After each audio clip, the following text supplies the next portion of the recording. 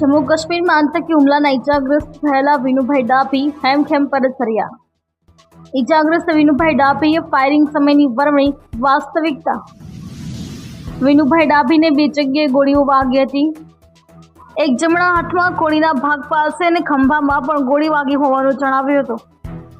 અમે બધા 22 એપ્રિલના રોજ સુકામેવા અને તે નાસ્તો કરી રહ્યા હતા। એ સમય દરમિયાન હવામાં 3 રાઉન્ડ ફાયરિંગ થયા અને આતંકવાદીઓએ તમામ લોકો ઉપર આધેધડ ફાયરિંગ જ કરવા લાગ્યા હતા। આતંકવાદીઓને મારીને ઠાર કરી દેવા જોઈએ। નાનો માહોલ અમે ગયા તે બહુ સારો હતો, એકદમ આનંદ મંગલ હતો। આનંદ મંગલને મારી પાસે પછી ફાયરિંગ શરૂ થઈ ગયા। પછી હવનો આનંદ મંગલ વિખાઈ ગયો એટલે માણસો બધા એકાબીજાને રીતે જીવ બચાવવા માટે દોડવા જ મળ્યા। પણ અમારી જે આગળ જે પાછળ જે રહી ગયેલા છે, અમારા ઓલો છોકરા બાપ દીકરો બે સુમિત નહીં, એ આવવામાં વાર લાગી ગઈ એટલે ઓલા આતંકવાદી નડી ગયા। એટલે અડી ગયા એને સીધો ફાયરિંગ જ કરી દીધા બેને, નહીં ગયા।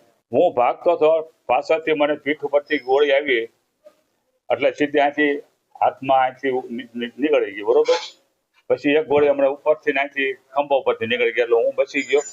પણ મા ભગવતીની દયા, આ 108 માં હમણાં લઈ ગયા, સુવિધા પૂરેપૂરી આપી। 108 માં હમણાં સરકારી દવાખાને લઈ ગયા।